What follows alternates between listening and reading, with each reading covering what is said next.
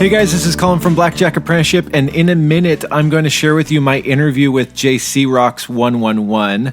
But a funny thing happened right after we finished recording the interview, and I'd put everything away, and I had another engagement I had to rush off to. He says, "Oh, I was meaning to bring up while we were talking that I won close to another $100,000 in other advantage play opportunities." So there wasn't time to record it, and he didn't want to share the details about it anyway.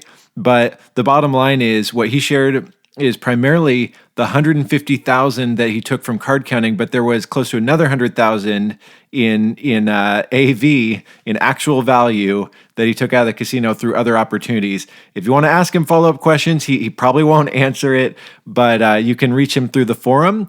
And without any further ado, here is my interview with jcrox111. Hey guys, this is Colin from Blackjack Apprenticeship, and I'm here with jcrox111, and we also have here to provide a few questions. We got Joe748. How's it going, guys? Good. Yeah, going good. Yeah? Thanks for sitting down and joining us. So I wanted you to do this a couple months ago, but you weren't able to make it out for the last boot camp. What do you have going on? You have a kid or something? I do. I have two. What month was the last one? It was June. June. I don't know what was going on. Something just like. Well, you gotta work your schedule around these boot camps because sure. People want to hear this story. So before we get to that part of the story, let's just start at the beginning and why don't you share with us how you got into card counting?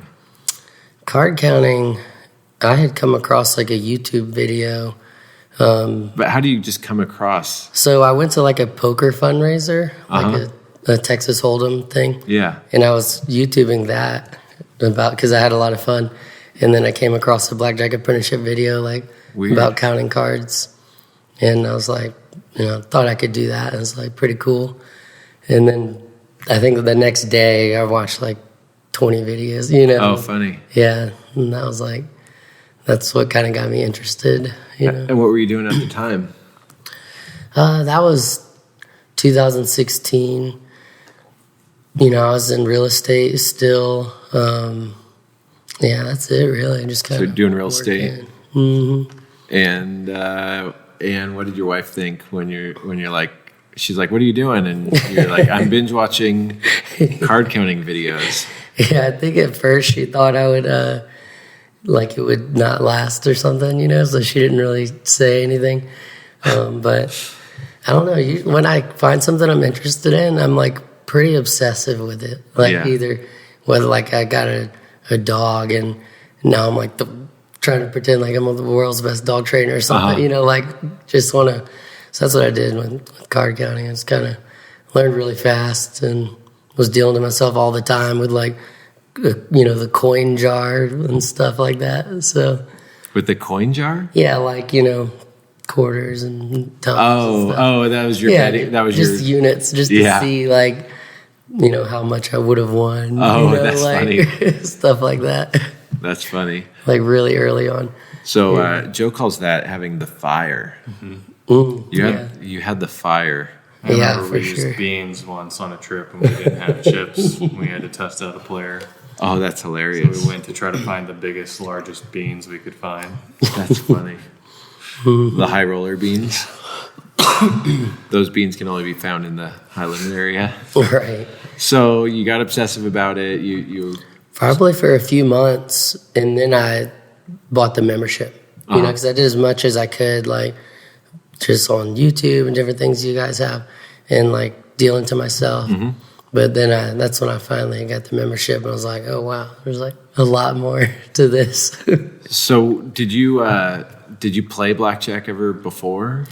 No, I had never gambled before at all. Wow, just trying to beat other fundraiser people. Yeah, poker. Yeah, that was your gateway drug. Yeah, I had some older cousins that lived by me. Sometimes we would go to the casino, because it's pretend you're playing a slot and get a free drink or something like that.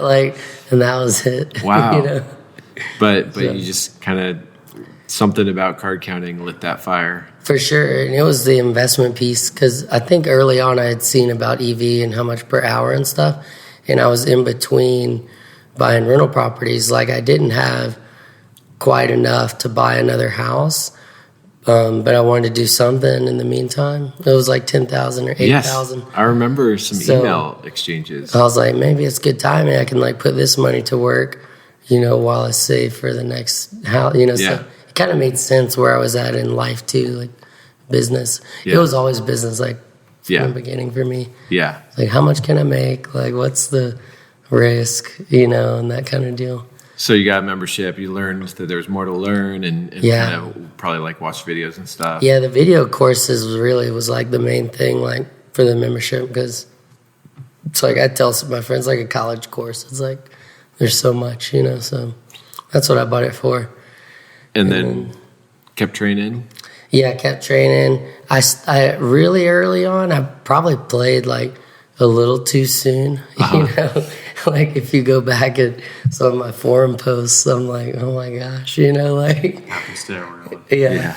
But I think because I won at first, you know, like $800 or something. I'm like, this is awesome. Like, Yeah. it's easy, you know. Easy money. But then, like, I lost it all back. So I was like, you know, this can't keep happening, guys. Like, you know. And, Yeah. and everyone gave me great advice. Like, you probably shouldn't be playing till you're perfect, you know. People could go back and look at your early posts. Yeah. That's awesome. Yeah. Because I just didn't know.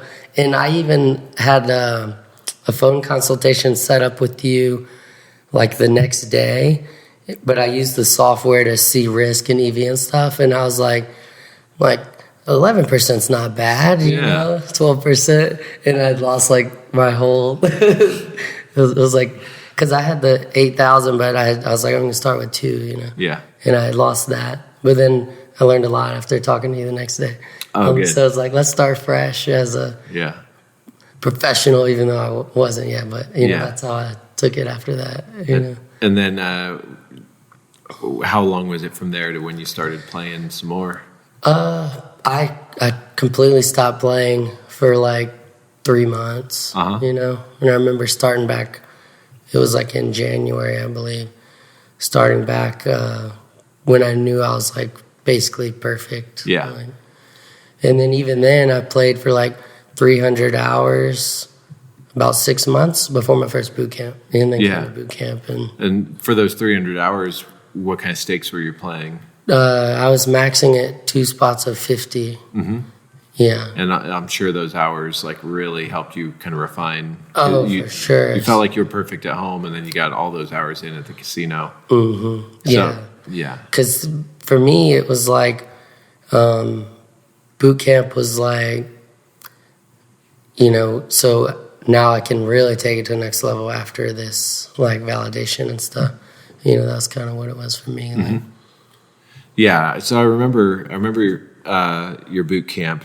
That was Ping Pong's boot camp, and I think Sassy Red, that was her first boot camp. I think her first. So, and I remember that you and Ping Pong nailed your test outs, which is, you know, it says something like you guys nailed your test outs, and you've been having some success in the couple of years since then. So I think it's been 2 years now, because it was like a June boot camp. Yeah, it was maybe. like 2 and change. Yeah. Mm-hmm. And so then what? So I took a little bit of a different path after boot camp, in the sense of I took roulette? on investors. You started playing roulette. Right. But I have some real estate partners, and I knew that, like, to make real money with Blackjack, I needed more time and to really get more hours. So we had an agreement where I would allow them to invest, and they would kind of cover me on the real estate side when I'm gone, you know. So I went from boot camp 2x50 to high stakes the next week, you know. Joining the church team, you know. Yeah. You'll test out, and then boom. Yeah, so it was kind of like that, you know. Yeah. So what kind of stakes? I started, the bankroll started with 50,000, and I was doing 2 spots of 300 for like a month. Good. Yeah. And then we just decided, there's 3 people involved, so we wanted more to go around. So we bumped it up to 100,000 bankroll and 2x500, and that continued for 2 years till now. Yeah. So it's interesting because you had roughly 500 hours under your belt by the time you took on that extra money. It wasn't like It wasn't like, I went to boot camp and I've played 20 hours at the casino. Oh, no, you'd spent probably 200 hours training and 300 hours playing in the casino before you went high stakes. Yeah, it was I feel like I needed it to be that. It needed to be, because it has to be perfect. So you need time for that. Yeah, and experience and everything else. I think a thing that's interesting about your path, though, is that it wasn't like this progression from like $50 limits to $100 max to $150 max. It was like 300 hours of $50 max, and then boom, 2x300, and then 2x500. Yeah. So, what was your approach? Because you primarily wanted to play local casinos. Yeah, I did, and my local casinos took pretty big action, So and I stayed 2x300 locally for maybe 6 months, even though when I would travel, I was 2x500, because I wanted to kind of preserve it and stuff. But at some point I knew they could take it. So I did, as high as I could local too. But once I was accepted there, and knew the ins and outs of the whole casino, the people, their thresholds of how they're feeling, and it just kind of slowly, as I got more comfortable with them, they got more comfortable with me, I pushed the limits a little bit, So that's okay. There's a lot there to unpack. Yeah. What kind of bet spread were you using? I was only playing double deck games with good pin, so I would do 2 spots of 50 to 2x300. Okay, yeah. So 1 to 6. Yeah. And then did you play through negatives? If I had to heads up, I would drop to 1 spot of 50. Yeah. But I knew what that play all EV was, and the risk was still super low, just because the bankroll size and the rules. But if someone else was there, I would be as efficient as I could. Take a call when I can. Go to the bathroom when I can. Whatever, just to try to minimize as much negative EV as I could. Yeah. But I kept it on top of mind.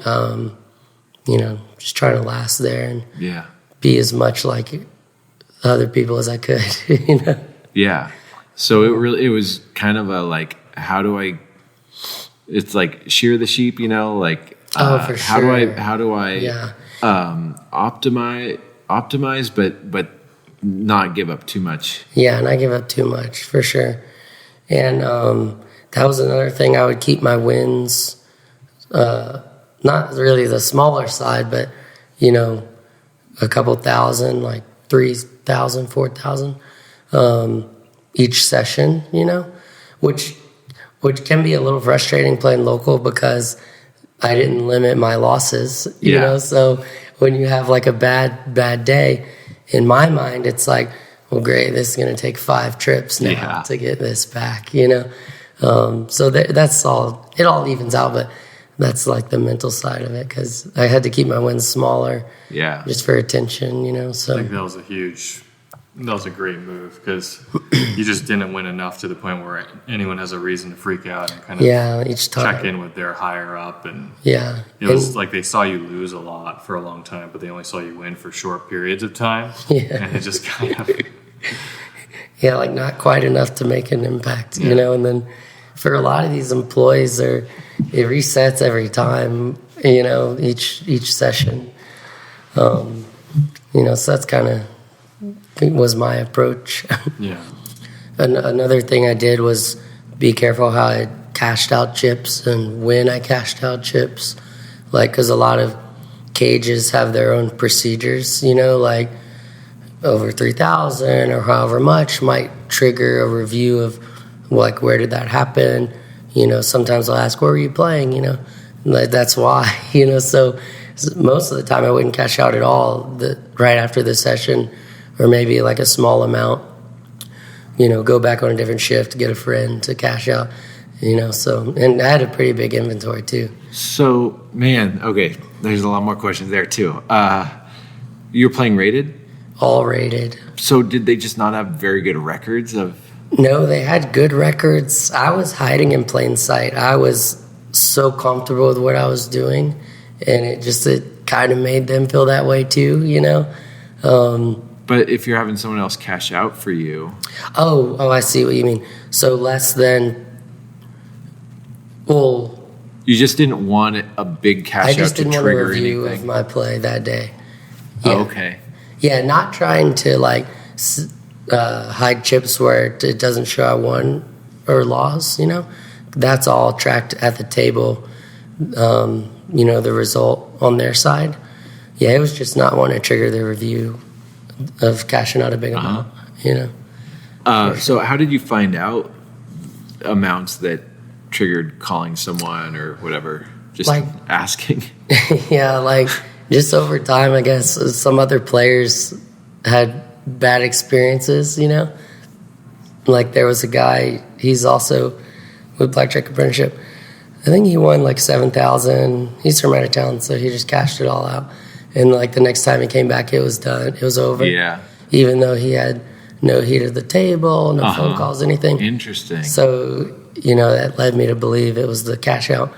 Also, I made sure to cash out amounts under where they don't ask for my card anyway. Oh, yeah. So even if, they're all anonymous cash outs, that kind of deal. And how big of losses would you be, when you did have a bad day? Probably like 12,000. Okay, so CTR limits. Yeah, I did also CTR. Because you're playing rated anyway. Yeah, that's what I mean. Like with the hiding in plain sight thing, they were almost like, there's no way he would just be here, Yeah. That kind of deal.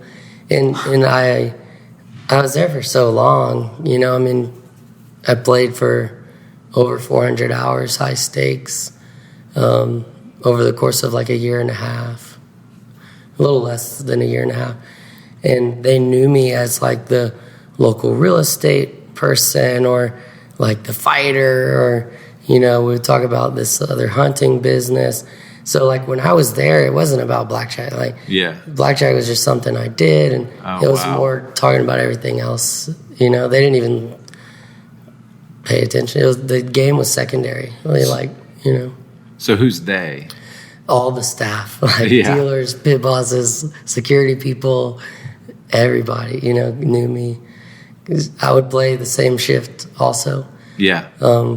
Because they were so comfortable with me, so I wasn't even going to try to get to know people on Graveyard if day shift loves me. At what point in the year and a half did it become a thing where it was pretty known? Everyone was like, okay, this guy's counting, and we just don't care? No, so that's something that I was so unsure about the whole time, where it was like, do they really just not care? Do they have to know, right? But in hindsight, they didn't know, anything the whole time.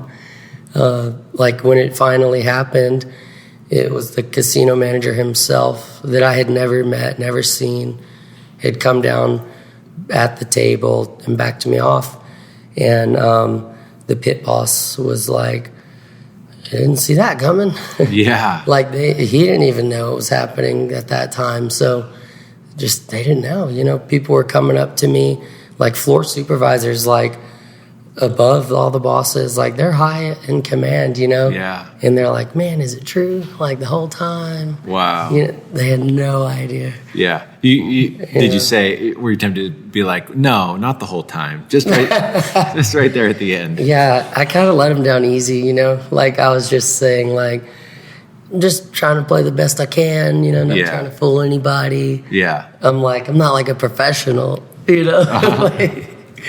It's a pretty weird balance where it's just we're not it's not like we're going in there and like we're intentionally like being deceptive of our every move, like, but it's just a business thing. It's like, sorry, like, it's just part of it, and it's not always, doesn't feel like the best all the time, because when you have those moments where you get close to these people after a while and then they feel sort of betrayed or lied to, but it's just and like a year in or so, like when, because they were like real friendships, you know, real relationships I had with these people. So there was a time where I'm like, man, when this does end, you know, it's going to be weird, like, for sure. So go ahead. And one boss, just to give you an idea of like what they were thinking the whole time, because I'm sure they backtracked in their minds too, like, you know. So he came up to me and was like, yeah, man, I couldn't believe it. Like, I've watched you play, you know, 1s, 2s, sometimes 4s. You know, and he's talking like 2x100, 2x200, 2x400. You know, he's like, full table by yourself? Like, I don't know, you know? And I could just kind of nod like, you know, but that they saw, you know, he watched, like, but. I think it was really smart to stick to a shift that was comfortable with you. I can think of 2 back-offs playing rated in Vegas. And this is like, I was a known commodity. This is like well-known running a $1 million blackjack team, but there were a few places in Vegas that I was playing rated because they just never had a reason to look me up. Exactly. But both back-offs were when I played a different shift. One of them I just like had one too much, and so they did look me up. The other, someone just looked me up because I was new to them. So again, it was like by sticking with, it's like they had no reason to, they were just so comfortable with the you. opposite of a hit and run strategy where you would want to play different shifts if you're just there for a short time. And that was my play, was just to be like, just not give them a reason to look me up, just be there in as much as I could. Yeah. So did you tip? Not really. Like, there was a few times where it was definitely like session based. Like if I won, like, because if I could even make them think I was losing, or like, I lost so much yesterday, so even though I just won this 5,000, I'm still down or whatever. Yeah. So, I didn't really tip that much. Yeah. Like, maybe my favorite dealers or some pit bosses dealt sometimes, so I would like tip them some if I won, a lot. Yeah. But there wasn't, I don't think that helped me too much. Yeah. I really don't at all. So you lasted about a year and a half at this one casino? Yeah. And did you end up in the positive? Yeah. Yeah. How much? Sure. How much?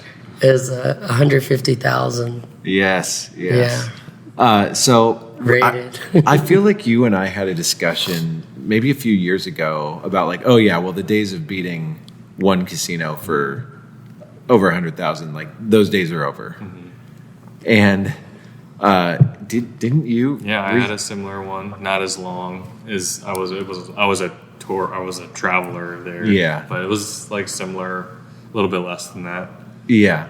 And then I was just talking with someone else. I'll ask him if I can say his name. He said he would do a podcast, but just this morning he's like, "Oh yeah, I beat them for 140 grand." And I love it. I love every bit of it that people with, Card Kang's dead, unfortunately. Just kidding. But people, for a dead craft, people are beating single casinos for, not every casino, obviously. But yeah, and jcrox put it well last night. He said it was like the perfect storm of everything. Yeah. And that just gave you the best conditions to last. Like, that's just how it is sometimes. Like, it's rare, but it happens, and it's happened to a lot of us. So yeah, and it a few months, let's see, probably 4 months before I got backed off, they were in the middle of being bought out. So there was like a merger happening, and there was a window where nobody cared about anything. Like, it was super obvious. So that's like when I really knew that I could do like whatever. Wow. Plus, I was afraid that when the new company did own it, things could change. Yeah. So I wanted to like get it as much as I could. But I would just be mindful of that. Like, if a casino's about to get bought out, maybe their employees don't care that much. Yeah. So during this time, were you playing the other casinos much? Yeah, I would. I was, I would say full time, like 40 hours a month. I would do every other weekend, out of town, and then to get 20 hours, and then at home 20 hours. Were you afraid that like playing out of state, that there would be some kind of database update on you, and then they would see it and be like, oh, that's our guy? I was super selective. Like, I would only play places I had like prior intel on that didn't database or be unrated, and like never show my ID. But I did get to the point where it was like, why am I traveling? So at the last like 6 months was full time at this local. 40 hours a month. Like, so at some point I was like, just ride this out, like more efficient and stuff. And well, especially with the merger coming, it's like if you feel like, hey, this could end, you don't want to look back and be like, why did I, try to save this place? You know? And it's weird, the verbiage like the casino manager used. He said like, you're too strong of a player. He said like, you have a 3/4 win rate, with us, and it's very obvious that that kind of deal is how he put it. Yeah. So, and I was like, okay, and then by the way, I was down like 12,000 when I got backed off, so that was a little bummer. I was like, you should have told me this morning. Never mind the 150. Yeah. And I think for what it's worth, I think it was decided already before I started playing that day, because I had seen him pass through the pit and kind of gave me almost like a smirk or something, and then the back off came. But I think it was, and I knew at some point, especially once I was up like close to 6 figures and more, as soon as I did get looked up, it'd be pretty obvious. So I knew that was only a matter of time. So at some point they did look me up, and that was it. I think it's kind of important for the listeners to note that like there's so many factors that happen to make this work, and don't think that just because you have a local casino that you're going to be able to do what jcrox did. Because let's say, for example, like if the pen wasn't as good, it might not have worked. You couldn't do that tight of a spread, and like that was a big part of it. If you didn't know the whole cash out thing, that could have did you over. If there was one weird person that covered somebody on a shift, your regular shift, that just knew a little bit more than everyone else, that started a chain of events that would have ended it. Like there's so many factors that happen here that work. So it's just like we wouldn't want people to go out and do a really tight spread on a game that's not that great. Like, you had a great game too. It was stand 17 double deck for the high limit. And I didn't always white rabbit. I guess that's what he remembered, but it was mainly 1x100 and 2x500, or start at 2x1, but then drop down, stuff like that. I like how Tommy Highland put it. I had got to hear him like a while back, and he said like from, I don't know exactly, from 0 to 1 or -1 to 1, you can kind of play with them a little bit. And I'm big on that. I do that a lot, because EV wise, it's like hardly no difference. So you could just make it look kind of funny. Like, maybe I would do one spot of 150, or 175, the first hand of the next shoe after I just max bet, stuff like that. Just kind of moving it around. You've got to calculate it, Yes, for sure. You have to know exactly what you're doing, what it costs, and it's easier to be able to do that with good rules like that because it's a lower house edge. It's not costing as much to play around, but there's some truth that the main money is putting the bets out during the big counts, during those 0 to 1. It's you could play around, but make sure you calculate it and don't just follow your heart with, JC Rock said I could bet 175 at 0. No, don't do that. It was only just very specific to this place too. Yeah. That's the thing, like it won't work everywhere. Like Joe was saying, you can I just try to be like the best player I can wherever I'm at, but some places it doesn't really matter what you do. You just have to. It's not worth doing anything besides your normal spread and everything else because it won't matter. But I was lucky enough to where I was kind of accepted, so then I could slowly push the envelope. Yeah. More and more. So how did you play at other casinos? When you were doing 20 hours, on a trip? So I would do 2x50 to 2x500 at those places. Much more just maximizer. Yeah, definitely. Yeah. There was one other place where I knew they were super tolerant too. And I would do 1 to 10, 100 to 2x5, But way more maximizer when I'm out of town for sure. And how have you done outside of the one casino? Good, yeah. You didn't lose 150K on the other. No, it's positive, on the other ones too. So. Awesome. What about, so you're playing rated? Did you get any comps? Yes, the comps have been crazy. I got the highest tier status, you can get. Kind of funny side note, I had an executive host assigned to me during the biggest downswing of my career, which might have really helped me last, because it was at one point, it was a 41,000 downswing. So the host comes and he's like, yeah, looks like you're a strong player. We just need to get you some wins, Yeah. And I was still up in their system a good bit, But anyway, so time went on, and after that, the upswing after that was 120,000.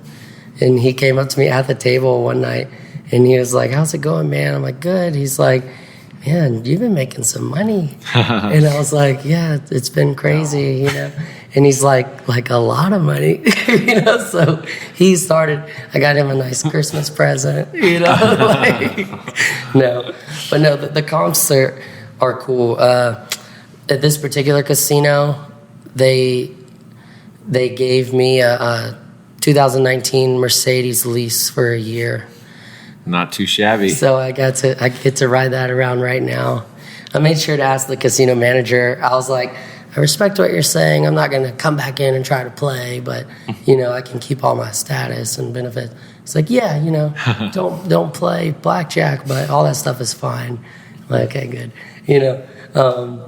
I went to a cruise through Europe, comped on the casino. I didn't hear about that. Yeah, it was crazy.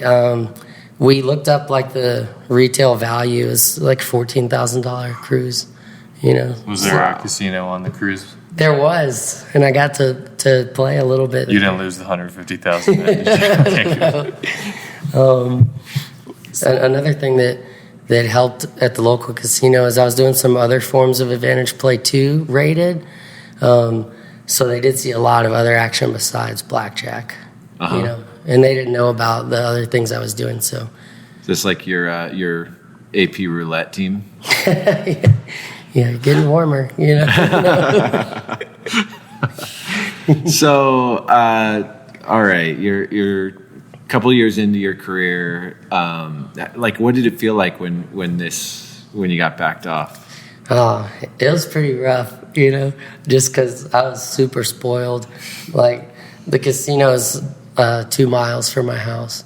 Wow. And the shift I played was day shift, so I would sleep till 10, play till 3 or 4 before the shift change, go work out, go home, it was pretty hard to beat, so and then you have all these other thoughts, there's a few other casinos that I would play also locally. Yeah. So I'm like, am I fired now? Time to get back on the road, which I had another baby since then. So it's like life was in a different place too.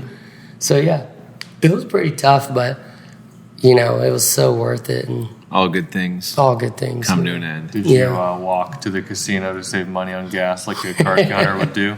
Right. No, I did it. I drove. Drove your comped car. So were you fired? Yeah, I guess I was fired, but I can still do those other things I was talking about. Yeah. So I'm still doing that now, so that's cool. Yeah, just fired from Blackjack. Oh, flyered. I thought you said fired.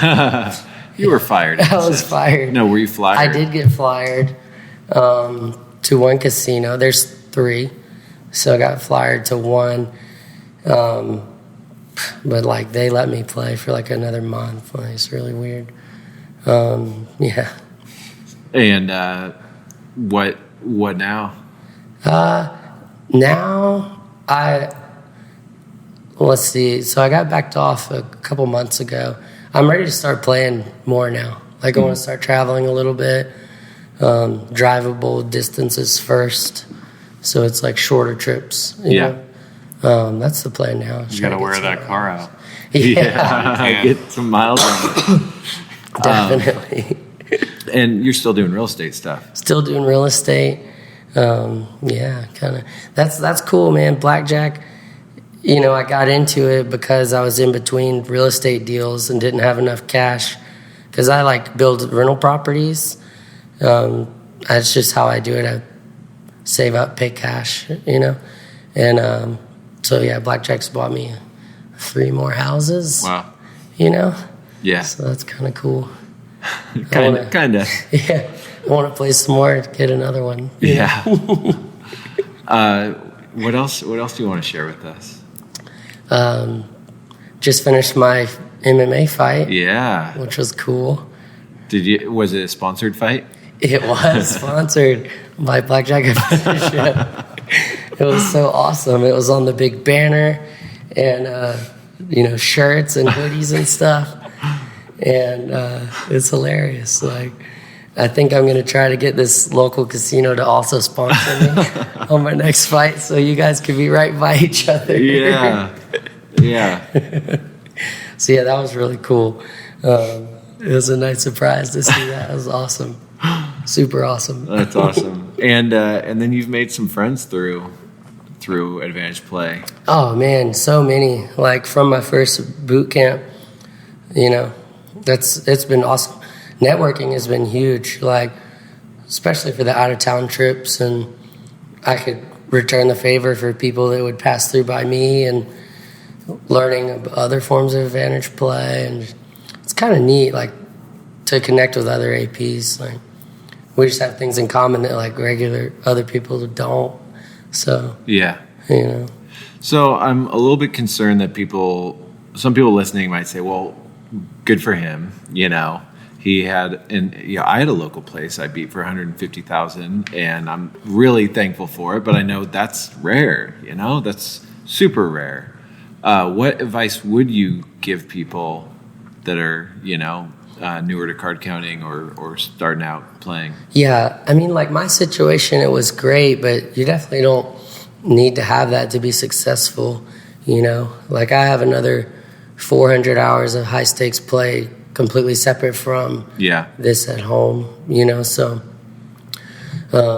new advice would be, first, just you have to make sure your game is there, you know, because it's not easy money even when your game is there, you know. So you definitely can be slacking in that department, but you just need the hours, like however you slice it. Like it's, you know, it's like 2 steps forward, 1 step back on steroids, you know. So yeah, it's just hours, just grinding. Well, I also think you put together a really good game plan when this opportunity presented itself. Like Joe said, someone else could have burned it in a day or a week or whatever. So it seems like, okay, you're training or you're finishing your training, like put together a good game plan. Like do the networking before you burn the games out, and find out some games are worth just crash and burn. When there is a valuable place, like put the time, thought, and energy into figuring out, you know, and never be afraid lose a place, but it's really cool that you put together such a great game plan of minimizing large wins, being okay with some large losses, not having big cash outs that are going to trigger anything, getting comfortable with the staff, sticking to that shift. Like, there's a lot of really smart decisions you made that played into this working out the way it did. Yeah, just try to be thoughtful with like every decision, like really treat it like a business, not just see what happens, and we can't control everything, but we can try to like have some say in the outcome, that kind of deal. Yeah. You have any other questions for him? I brought my mom through there one time, introduced her to everybody. Oh, that's I think it's like a super innocent play, Yeah. We were having lunch. So that was kind of cool. Also at my fight, I sold like some VIP tables and stuff, and I had like 6 APs there and like 6 casino employees from that local place, supervisors, dealers. So like that was kind of neat that we're still like friends, and I made sure to put them on opposite ends of the arena so they weren't by each other. Did the APs wear sunglasses or anything, or right. disguises? Yeah, they were definitely kind of ducking off a little bit, but at what point did your family get sick of the same 3 foods you would bring back from the casino for free every day for dinner and lunch? That's another thing. Like I swear I ate free for a year, the whole time. Like, but it's like a nice casino, so the food's really good. Oh, wow. Yeah. So we talked about this before we started recording. We're not going to share the name of the casino. I know everyone's don't. Let's not have like 1,000 people private message jcrox saying, "So where's this casino?" Just don't ask. But it's a really cool story of. It's just a great story. Anybody, crushing a casino is a great story. It's cool that you didn't just get lucky with this one casino. You also generated a lot of EV and had profits outside of it. But the ability to take advantage of such a great game and opportunity is really remarkable. Anything else you want to share? Like any like life lessons you've learned from? I don't know. Like nothing. You've Blackjack, learned nothing. Patience. It's taught me a lot of patience. Yeah. Perspective. For sure. Yeah. Just kind of. I still feel like I'm still in it so much. So. I'm not like my head's still down, still grinding, not reflecting too much yet, but I know it's a lot of positive things, for sure. I think it's like that difference between the practice of card counting and the art of card counting, yes, or however you put it, is just that all those things that you did were not things that were necessarily in books or like, it's all these, I think it has a lot to do with just the people, like just relating to people, and like I would try to get, not on purpose, but like empathy from them, like if I'm losing and things like that, or if I'm winning. But yeah, because they're people we forget, like you see like a suit and like a straight face in the pit, and it's like can be intimidating, but they're just like clocking into work like any other job. So just look at them as people, look at yourself as a person, and that helped me a lot. I think that's why with card counting, there's so much. We all share these stories, and sometimes our accounts are so different, even at the same property. Or like, there's so many variables because there's so much human involvement in the decision making of whether or not to let you play. And so there's so many different ways it can go, and that's where the art comes in. Because it's people want just a clear roadmap of like, okay, so I go to this casino and I'll play this number of hours, and there just isn't. You have to learn both the skill, you have to master the skill, but then you also have to like learn the principles, the principles of how, the principles of like, oh, if I, I've got this great game. I don't have to use this 1 to 20 bet spread. How can I use that to my advantage? And the principle of, I'm known, I'm local, they're comfortable with me. How can I push this a little bit more? And, how do I avoid anything that's going to trigger too much? Like, when you understand those principles, you can go into an environment and make the best decision you can, still knowing, like, who knows what a casino is going to do? Nobody knows what a casino is going to do any given day. But if you apply the principles properly over a career, you're gonna get a lot out of it. Like, think about how much he was thinking about at the table besides doing the running count, the true count, and the bets, and then thinking about, like, okay, if I go to the bathroom at this time, is that going to be where? And then when I cash out later tonight, how much am I going to do? Well, now I won a bunch of chips, so I have to do a little bit less, and it's just a constant dialogue. And you have all these decisions you have to make. Little things like, for example, when dealers swap each other out on this double deck, they drop the shoe. So if it's like negative and I see them coming from across the casino, I'll just wait. Little things like that add up over a career. So just taking advantage of whatever you can. Yeah. To me, that's really the fun part. Like, we've all had the skill for a long time, but the fun part is like, how do I navigate all the variables? The unfun part is the backoffs and losses, but the fun part is maximizing all those things moving around in your head. Yeah, it was fun talking to them while I was doing it, like especially the supervisors and stuff. Like, should we talk about something totally random, and I'm heads up pushing out max bets. It's like, it was kind of cool. Yeah. I'm like, no, he really doesn't see.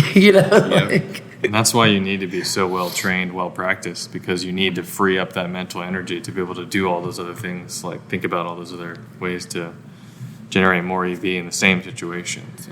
Yeah, that's a really, really good point. The less effort you're putting into playing, the more effort you can put into all the other things that go into being really a like a shrewd or a successful card counter or advantage player. Mm-hmm. Oh man, group hug. They lost a friend, but they have the memories. Right. and you have $150,000 of their money in a 2019 lease for a year. Yeah. Wow, that's something. Cool side note, I got to play so much even this year before the back off that I'll be able to get that top status again for 2020. Oh, nice. So I'm hoping to get another car next year. Yeah. And cruises and everything else. Oh my gosh. So that'll be cool. Yeah. Keep me posted on what you're able to get just out of it. The gift that keeps on giving. Yeah. No, that was, we got backed off from a place and still had like thousands of dollars of comps that we used for free gas, but no Mercedes, no cruises. Awesome. Well, thanks for sitting down and sharing this story. I think there's a lot of valuable lessons, and it's just a great story. And you're a very good card counter, both in the technical, like nailed your test out, but also in the more the art of card counting. So it's fun, to hear about it. And you're on the forum, I guess, if people don't bombard him asking the casino, but you've been a cool part of the community too. So thanks for finally sitting down and sharing. Oh, for sure. A lot of fun. Awesome. Well, this podcast is brought to you by Casino and Mercedes-Benz and MMA. Mm-hmm. All right. Well, hopefully that's enjoyable for you guys. And if you want to learn more about card counting, check out blackjackapprenticeship.com.